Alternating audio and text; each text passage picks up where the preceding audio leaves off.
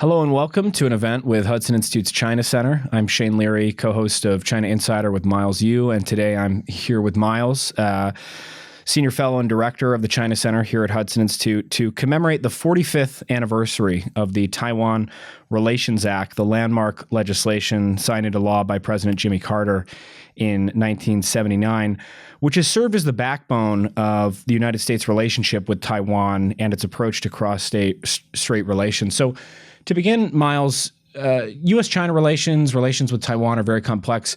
On what basis does the United States conduct its diplomacy with Taiwan? Okay, the U.S.-China relationship and, for that matter, U.S.-Taiwan relationship are guided basically by three sets of documents. Number one is the set of documents collectively called the three communiques. So number two is the six assurances, and of course the most important one is the subject we're talking about today, that is the Taiwan Relations Act. Let me just briefly summarize what they are. The three communiques refer to, number one, the February 1972 Shanghai Communique, negotiated elaborately between Henry Kissinger and his Chinese counterpart. And that laid the foundation for the ensuing two communiques. And the second communique was issued on January 1st, 1979, between the Carter administration and China. That is the day that marks the beginning of the diplomatic recognition of China by the United States.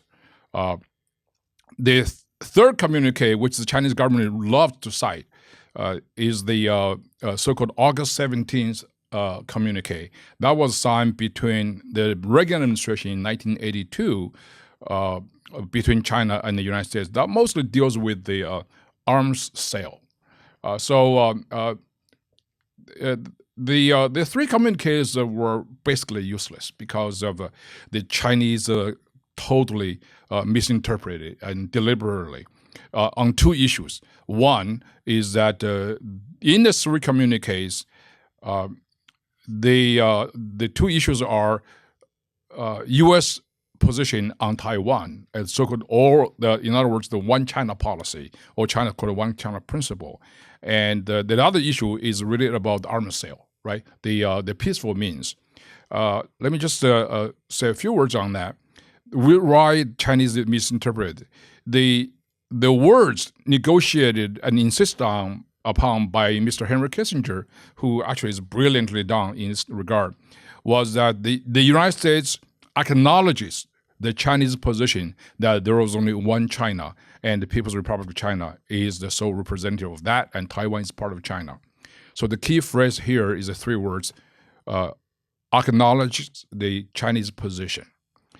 Acknowledgement basically means in this context is that we're aware of this, that China holds such a view, but we never say we agree with it or not. So the words acknowledgement actually has a double meaning, as you know. It's kind of ambiguous. So the Chinese use that kind of semantic ambiguity and to completely misinterpret the U.S. position on that. That is, China said this is the basis of one China principle. In the Chinese version of translation of these three words, Chinese said, 美国政府承认中国的一个中国原则。承认 is acknowledgement. In this case, in the Chinese case, is clearly 100% means agree to. So, while in fact the United States has never agreed to that, it's just we want to know that we're aware of this Chinese position. Secondly, is about the peaceful means. So that means arms control. Arms will sail to Taiwan, U.S. troops gradual withdrawal, as agreed to in the Shanghai Communique and subsequent the Carter China second communique. So the third communique, called the August 17th communique, in that case that the Chinese sort of bamboozled the Reagan administration to indicate that there will be no condition in which the U.S. would gradually withdraw will stop the weapons sale to Taiwan to the ultimate halt. And it was very clear by the Reagan administration that that was not the case, because President Reagan issued an internal memo on that day, and also on that day, United States government, with the approval of the Reagan administration and Secretary of State Schultz, sent a cable to President Chiang Kai-shek at the time in Taiwan through Deputy Secretary of State Larry Eagleburger. This is the basis for this 6 assurances. Would be the basis for the U.S. position officially. That is, I'll talk about the 6 assurances subsequently. So the Chinese basically said there will be no condition U.S. is going to stop selling weapons to Taiwan. That was never the case. So because of these 2 key misinterpretations of these 3 communiques, in my view, the 3 communiques were totally useless. The Chinese insist upon that. So 6 insurances, right? We talk about that one. The Taiwan Relations Act is the cornerstone of U.S. policy toward Taiwan in particular. In this case, also related to China because it touches upon some of the major issues, particularly Taiwan status and the One China policy. And so going a little bit deeper on the Taiwan Relations Act itself, what exactly does it say and do?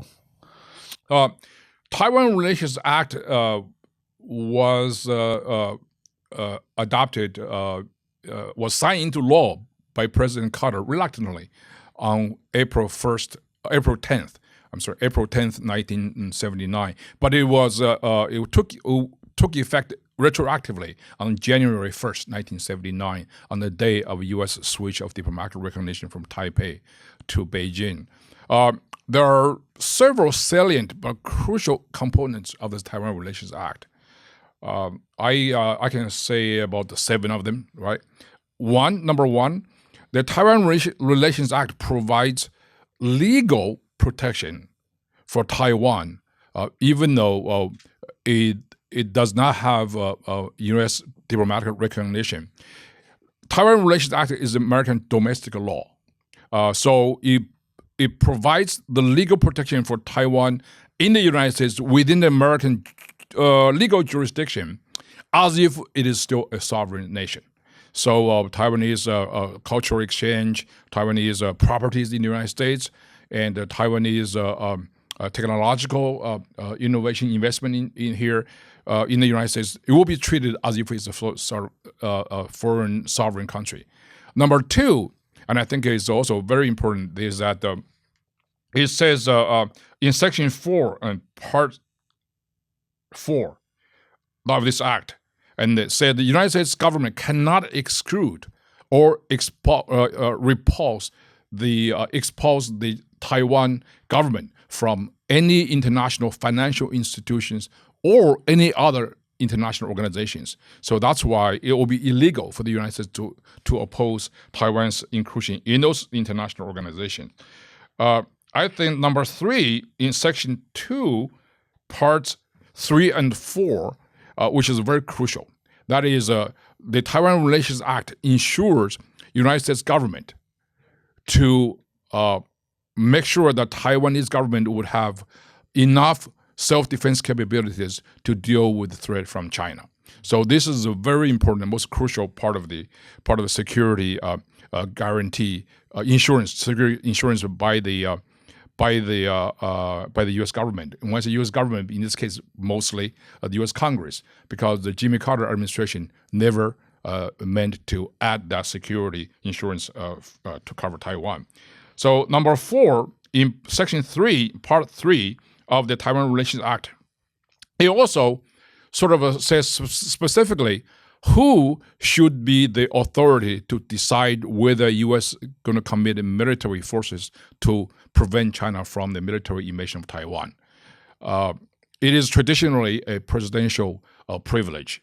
So President Carter wrote in his diary profusely on this. He's right about that. But this Taiwan Relations Act says that it should also Congress should also be included in that decision. So that gives extra prudence to to declare war on to commit U.S. military forces to defend Taiwan.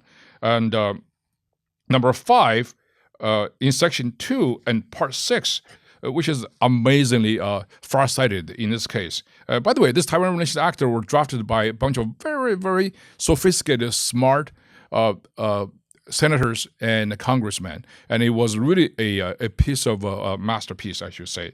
I quote in Section 2 of Part 6, it says, United States is going to maintain the capacity of the United States to resist any resort to force or other forms of coercion that would jeopardize the security or the social or economic system of the people on Taiwan. Now, this is about ensuring the United States itself would have the capacity to resist the Chinese military threat against Taiwan. 45 years ago, a group of very smart congressmen and senators envisioned what is going on today. That is the intense military, technological, and economic competition between the United States and China. So that's the number 5. Number 6, in Section 15, Part 2 of the Taiwan Relations Act, it has a very meaningful and important consequential definition of what is Taiwan, right? Taiwan covers which area and what organizations, entities. It basically have 2 very important takeaways.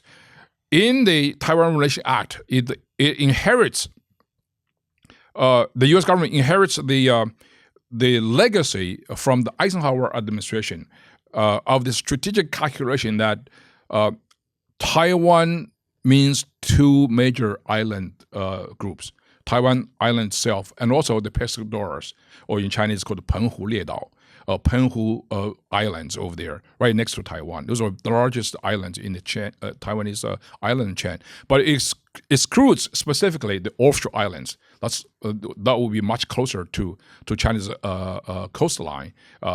Quemoy, Jinmen, and Mazu in particular. And then that would include also Pratas and the faraway island in the Spratly Island. It's called the Taiping Island. So this is a very important definition of Taiwan. In other words, the Taiwan Relations Act and all other U.S. defense agreement with Taiwan would not have covered those offshore islands. And in this section about definition of Taiwan, there is a very peculiar last sentence, which is very important. It says, the governing authorities on Taiwan recognized by the United States as the Republic of China prior to January 1st, 1979, and any successor governing authorities, including political subdivisions, agencies, and instrumentalities thereof. That means Republic of China is recognized is part of the fall into the legal definition of Taiwan by the U.S. government, but also any other succeeding governments. In other words, if Taiwanese voters tomorrow vote to change the name of Taiwan officially from Republic of China to something like Republic of Taiwan, this would also be protected by U.S. law. So, of course, Taiwanese voters were not doing that right now. So, those number 7, I think the last one is also very normally people forget to mention about this. I think this is very important. In Section 2, Part 3 of the Taiwan Relations Act, it specifically emphasized the importance of promoting human rights in Taiwan. Now, this is a time when Taiwan was still ruled by a dictatorship under President Chiang Kai-shek. And because of a strong push by the human rights activists in the Congress, particularly Senator from Massachusetts, Ted Kennedy, and also Congressman from New York, a Democrat, Stephen Stollarz. And so this clause was included. And this is tremendously important because this was instrumental for Taiwan's democratization about 10 years later. When this was debated, Taiwan Relations Act the bill was debated in the Congress. several leading Taiwanese human rights activists actually showed up at the hearings. And it was a major morale boost to Taiwanese human rights promoters at the time. So encourage dissidents. And as we see, that the Americans should be very proud of ourselves for being a enabler of Taiwan's democracy. So those are basically the key and salient components in the Taiwan Relations Act. I think they're very, very important. It's incredible, as you say, how far-sighted this document was. And you mentioned, background in terms of how this fits in against the 3 communiques, the 6 assurances, the other sort of documents governing our relations, as well as the tension between the Carter administration and Congress. Could you talk a bit about the background in terms of actual cross-strait tensions at the time? What was the relationship like, or the tension, between Republic of China and the People's Republic of China? Okay, so obviously the tension between China and Taiwan had already been there for decades, but there are a lot of efforts by the U.S. government to reduce those tensions. So one of the things that is, of course, to enhance deterrence. That's one reason why there was a 1955 Sino-American Mutual Defense Treaty between Taiwan and the United States. Now, President Carter obviously was determined to end that treaty, which he eventually ended up doing just before he left the White House. There had been growing frustration within Congress about secret diplomacy since the time of Richard Nixon. The opening of China, as so poetically depicted by the Nixon administration in 1971, 1972, was hailed as some kind of triumph of American diplomacy. But procedurally speaking, the Congress was not notified at all. There was no prior notification. It's a secret. It's basically the geniuses from the White House and from China sat together behind a closed door and negotiated away some of the very important piece of national interest. So the Congress was not very happy about that time. And this time, in late 1978, on December 15th, 1978, President Carter went to the national TV, suddenly announced his intention to recognize People's Republic of China officially 2 weeks later. Congress only knew about this an hour before that. So the Congress was stunned. So they finally had enough of the secret diplomacy, and they said, we're going to do something. And that's one of the reasons why the Congress took action. Now provided sort of background to the genesis of the Taiwan Relations Act, which is officially called the U.S. Taiwan Relations Act. Having said that, when I say Congress, it was really congressional. It's a bipartisan. Some of the leading advocates, promoters of this bill in the Congress were Democrats. They were up in arms against their own president in the White House. One of the leading figures was the senator from Idaho, for example, Frank Church.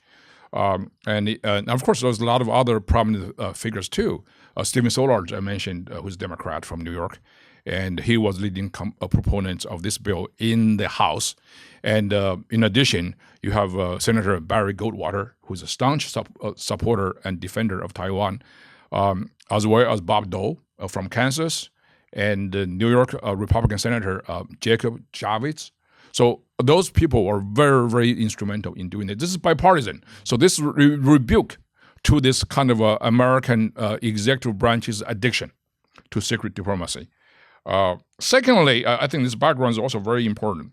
Up to that point, there is this kind of Richard Nixon, Henry Kissinger strategic wiles, if you will, of playing the China card. The primary motive those days was to outmaneuver the Soviet Union. Cold War was going on. To reach that goal, China was only used as a card for the United States to play. China, in and of itself, is never the target of American diplomatic focus. So we use China to reach some other strategic goals. That kind of a foreign policy legacy continued on for the ensuing decades. But at the time, Carter administration totally adopted that. So they want to play the China cards to reach some other goals. The fact is, the reality is that China basically played the U.S. card much better, much more adroitly. So the Congress said, we got to stop that kind of stuff.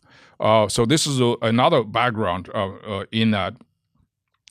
By doing so, we almost entirely neglected the internal dynamics and political logic of China.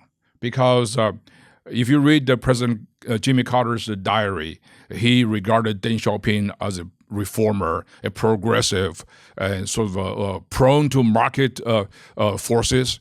And he actually hailed his decision to recognize China as the reason why Deng Xiaoping, 2 days later, after his announcement, after Jimmy Carter's announcement to America, wrote out a resolution after the third plenum of the 11th Party Congress, 11届三中全会. Jimmy Carter was completely wrong on that, because the major reasons why Deng Xiaoping was so gung-ho to make the deal with the United States, because China at the time faced an imminent danger from the Soviet Union. Because several months before that, in November 1978, the Soviet Union had signed a mutual defense treaty with China's now renegade former friend, Vietnam. So Deng Xiaoping decided, in order to establish his authority and reputation within the Chinese People's Liberation Army, he would have to command the military and to attack Vietnam, to invade Vietnam. In order to do so, he ran the risk of the Soviet Union would attack China from the north because of the mutual defense treaty with Vietnam. So he came to the United States to play the U.S. card, to use the United States as the deterrence against Soviet invasion. He did an admirably good job. He came to the United States, and Jimmy Carter was very, very happy and treated him with state dinner and invited him to go to eat the Texas barbecue and go to see the happy farmers in Iowa, those kind of things. So another thing is, Deng Xiaoping was not really pro-market, was not really pro-democracy. They didn't have a gene in him. He was involved in a very tense power struggle against Mao's chosen heir apparent, a man by the name of Hua Guofeng. So he needed the United States to promote him as the leader in the United States. He was a mere vice premier of China at the time. So that's why he wants to play nice with the United States. And by doing so, I think the Jimmy Carter administration and several administrations before him also forget the Americans' enormous prestige and inspirational power over the people of China. So, because this is the age when there is full of political scandals, the Watergate, and the political and economic impotency of the Carter administration. So, we're pretty much in the stage of malaise, spiritually speaking. So that's why we did not see our own power and leverage in negotiating with China, and that's a pity. We have opportunity that are missed. So that's another background. But also, I think there is also the excessive fanaticism against the Soviet Union. Soviet Union was obviously not a benign factor, but there's a lot of Eastern European immigrants in this country who were in the very important position of power. And they're basically so blindsided by the single-mindedness of defeating the Soviet Union, which is obviously a good cause, but fail to see the potential and nature of another nemesis, that's China.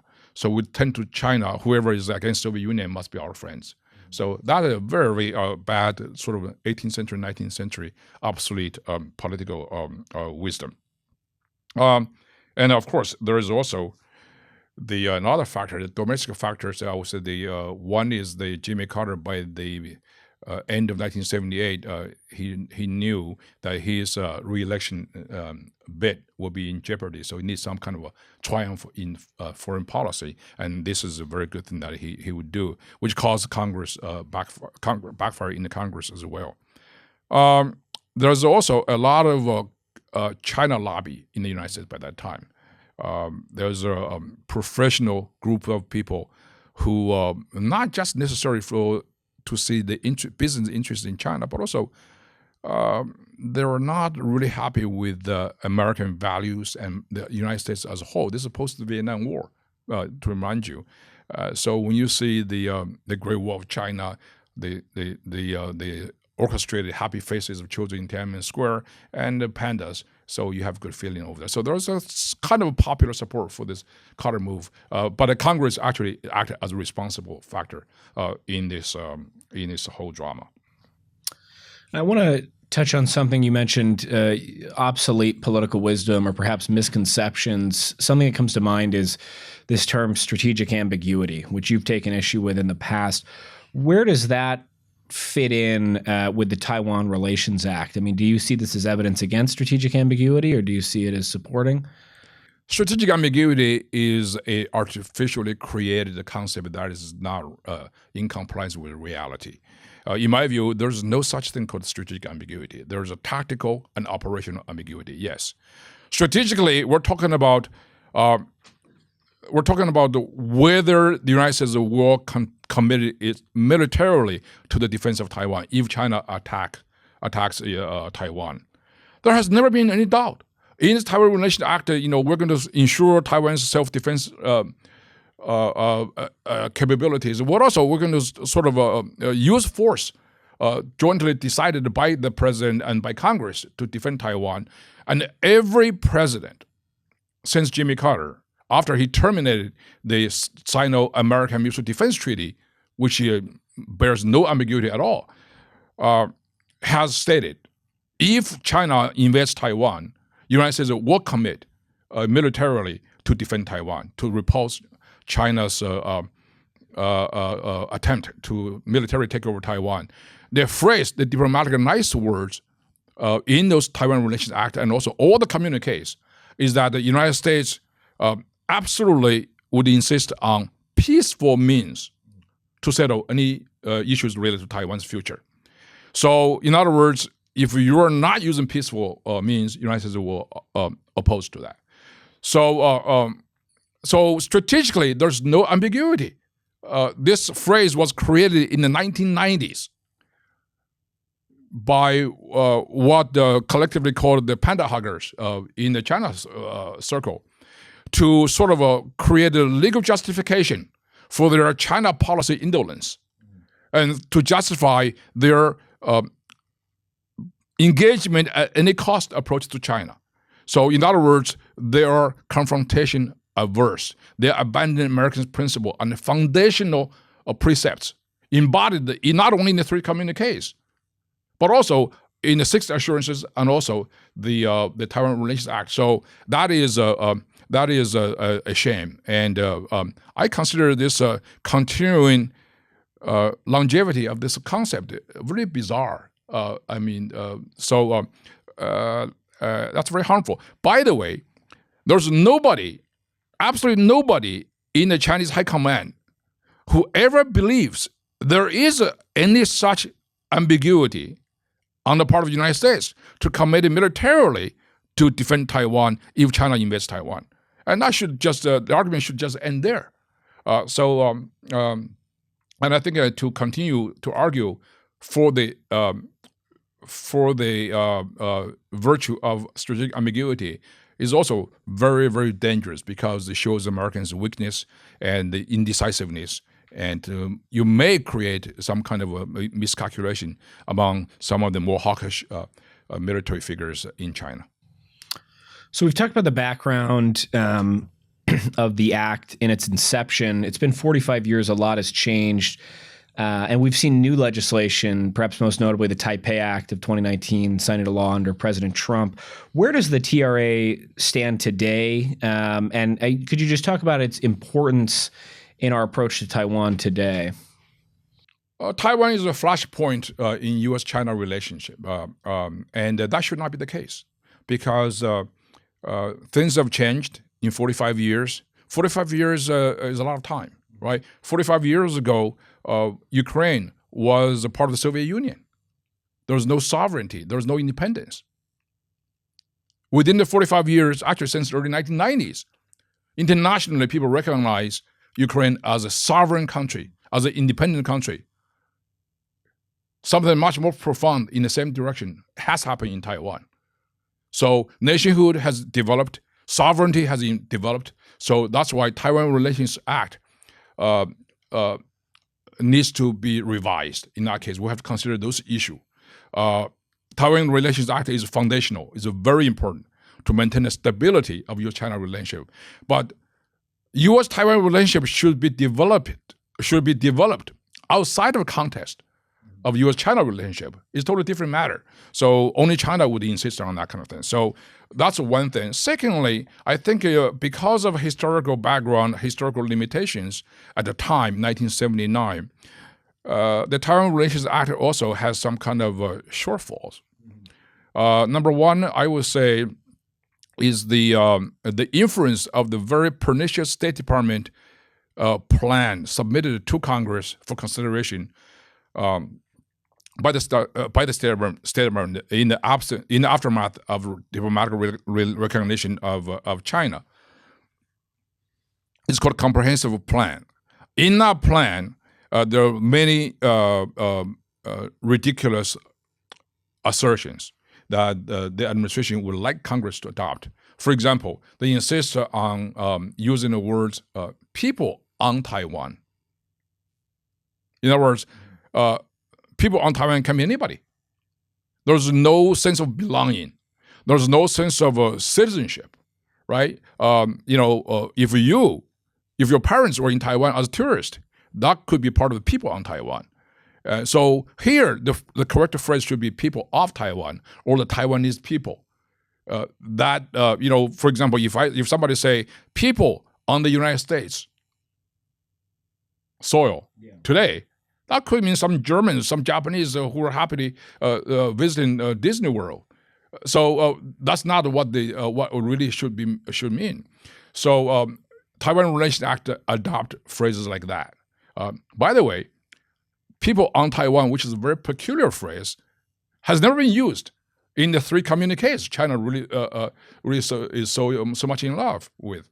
So this is actually a backsliding, in my view. Just a story as an aside. When I was in the State Department working for Secretary Pompeo, I had a major confrontation with the resident expert in the Bureau of East Asia and Pacific Affairs, EAP. And this gentleman is claiming as an expert. He insists we should never use "people of Taiwan." We should always use "people on Taiwan." And I point out all this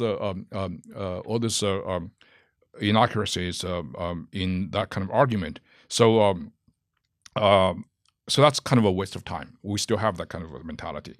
And also, I think in Taiwan Relations Act, the definition of Taiwan is very narrow. It should not reflect.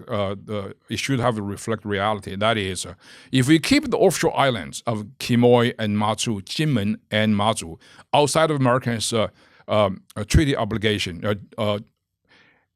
and Americans' sort of defense obligation for Taiwan, that's very dangerous. I can guarantee you, Shane, if the Eisenhower administration did not exclude the offshore islands from Americans' defense treaty with Taiwan in 1955, there would never have been the Chinese provocation and the massive shellings on Quemoy and Matsu in 1958. That's because China knew it would have very little risk to drag Americans in to fight against China. So, and of course, it will provide enormous propaganda value for China. You say we bombard the nationalist held island, and so exclusion of those offshore islands from Americans' defense pledge actually can be very provocative and dangerous. The inclusion of that should be the right way to do it. So that's a limitation, of the Taiwan Relations Act. But I think there are several other areas that I think Taiwan the Taiwan Relations Act should consider. one of the things that I think Congress made a mistake in was when Senator Barry Goldwater himself, as an American citizen, brought the case to the Supreme Court to challenge Carter administration's unilateral recognition of China abandoning Taiwan for diplomatic recognition. The Supreme Court basically went back, if this is a matter of treaty obligation, you may have a case, but the Senate would have to object. So the Senate has to object, not the individual citizen. So the Senate didn't do that. I think if the Senate had the Senate objected to the Supreme Court ruling at the time, so the result might have been different. We might have involved more people to this national debate of incredible significance. But I think that most importantly, I think the Taiwan Relations Act needs to be revised in the area that I mentioned earlier. That is, we have to consider the issue of sovereignty. Is Taiwan a sovereign nation or not? Everybody in Taiwan, almost 90% of people in Taiwan, and all sides across the political aisles in the United States say the most important thing is to prevent and oppose any attempt to use force to change the status quo in Taiwan and along Taiwan Strait. The question then is, what is status quo? Status quo traditional interpretation is that, well, no unification and no independence. But think about that. No independence could mean two things. One is no declaration of independence, right? Another thing is not recognizing Taiwan as an independent country. Those are two things. So I think the reality is closer to the former interpretation. That is, there's no need to declare Taiwan's independence because Taiwan is already an independent country. Its name right now is Republic of China in Taiwan. So I think this kind of factor should be included in the next round of national debate about Taiwan's diplomatic and international status. I know this is also, we're hampered by historical precedents because one of the 6 assurances said that the U.S. government would not revise the Taiwan Relations Act. But I said, similar things happened to the United States before. During the War for American Revolution, for American independence, we had a law that governing the operational ethos and methods of this newly formed country. It's called the Articles of Confederation. It was enormously important, but also it was enormously ineffective. So I think we have come to the moment of looking at the Taiwan Relations Act as something similar to the Article of Confederation and decided to start something anew, something totally new, to redefine a new American law or American policy about the U.S.-Taiwan relationship based upon reality, not based upon fantasy, based upon the fear of China's fainted outrage of everything. So I want to hone in on that. I mean, making these changes, in particular, changing from, the people on Taiwan to the people of Taiwan and real recognition would require overcoming the disposition that you mentioned that I was quite struck by, the State Department expert who was very attached to this language. Why do you think this notion that, we have to avoid offending China on this matter, why does it persist as heavily as it does? And how can we overcome that? For decades, CCP lobby from the upper echelons of American society has been selling Americans the idea that China is indispensable to the United States. We have to really rely on China. We must get along with China. That is wrong. China is important, definitely. It is not the most important bilateral relationship. So in Washington, D.C., everybody is just so happy to talk about how to manage the conceptually, structurally flawed bilateral relationship. They are the managers of foreign affairs. What their ultimate concern is how to do things right. It comes to the United States it has come to the point when the United States has to consider how to do the right thing. And I think that effort began with the Trump administration, and that kind of effort and its accomplishment in the Trump administration vis-a-vis a renewed policy on China and on Taiwan has gained bipartisan support, including, I would say, the Biden administration and the current Congress as well. So that sense that somehow we have to rely on China, must get along with China by forgetting our principles, our national interest, is ridiculous. China is important, but look at what's going on in China. China's economy is terrible. It's been going on for a couple of years. It has very little impact on the United States. So this idea that somehow if China collapses, so would America is wrong empirically. And also, I will also say that there's one thing that we have to really understand, and that is that many people do not quite really appreciate this, that China needs the United States much, much more than the United States needs China. Technologically, economically, even militarily, because some of the critical components of U.S. military, Chinese military, depend on Americans' technology, Americans' know-how, and the supply chain. So it's mutual. We don't have to make China America's ultimate enemy. But the question is, China has already made the United States its ultimate enemy. Not because of our particular policies. The United States has always been China's existential threat. Not because of what we do or we don't do. Not because there are hawks or doves in Washington, D.C., but because of who we are, what we stand. Ultimately, the United States is a beacon of hope, beacon of freedom that might inspire the Chinese people. The Chinese people are the Chinese Communist Party's ultimate and only enemy. So that's why the Chinese government reacted most violently to one small component of the Trump administration's China policy announcements. That is, the Chinese Communist Party and Chinese people are completely different things. And they just went berserk on that. So that's why we have to get rid of this kind of a China aversion syndrome. We cannot really dictate our policy, our national policy, based upon how angry China might get. And we cannot really appeal to their feelings all the time. Feelings must follow rationality. Feelings must follow principles. China is a country that does not follow principles, does not really embody the idea. Even with agreements, they can blatantly misinterpret.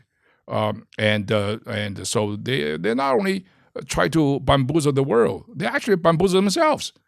If they create some falsehoods, like the misinterpretation of the three communiques, they themselves really believe in that after a while. So that's the danger of the regime. When we say Chinese Communist Party poses existential threat, not just to the United States, not only to Taiwan, to the entire world, you can see the coming together of all the democracies in the world to face this very daunting and formidable challenge.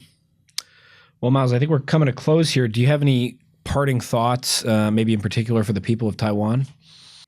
I think people of Taiwan are remarkable people. They have been under either foreign rules for centuries or dictatorship for a long time as well. So Taiwan has gained a new birth of freedom, a new birth of sovereignty and independence. The 23 million Taiwanese people have created something just no less than a miracle, right? Economically, Taiwan is a powerhouse. Technologically, Taiwan is leading the world in some of the critical sectors, right? Semiconductor, obviously, but also Taiwanese people have proven to be a good citizen of global community. And every time there is natural disasters, either earthquake in Japan or earthquake in Turkey, Taiwanese people are always among the first to volunteer to help, without seeking any sort of international spotlight. So very good people. I urge some our politicians, decision makers, particularly in the China circle, to visit Taiwan as often as possible. Mr. Henry Kissinger who consider himself the guru of our strategic thinking, and who is very familiar with Chinese senior leadership. I'm not saying that he's very familiar with Chinese people. He visits China, I don't know how many times, maybe hundreds of times. He never set a foot on Taiwan, and that's really is not really a good way to do that. I always joke about that. There should be a capital flight, which will be the name of the airline between Washington and Taipei. We should have more Congress people and executive branch people to visit Taiwan, and many people have visited China. To be fair, you got to go to Taiwan too. The food is better and safer on the one hand, and also it's very important to gain different perspective, right? So I think that's a very good. And I jokingly said one time, this is not the really good joke. I have a teenager at home, so this is a joke that has some kind of connection with the junior high quality. That is, on this capital flight airline between Washington and Taipei, there should be used three languages should be used, right? English, Chinese, and Taiwanese. We call them collectively the three communiques. Well, Miles, thank you. And for those watching, you can find more of Miles' works and the rest of the China Center at hudson.org, and listen to his thoughts weekly on China Insider, wherever you get your podcasts.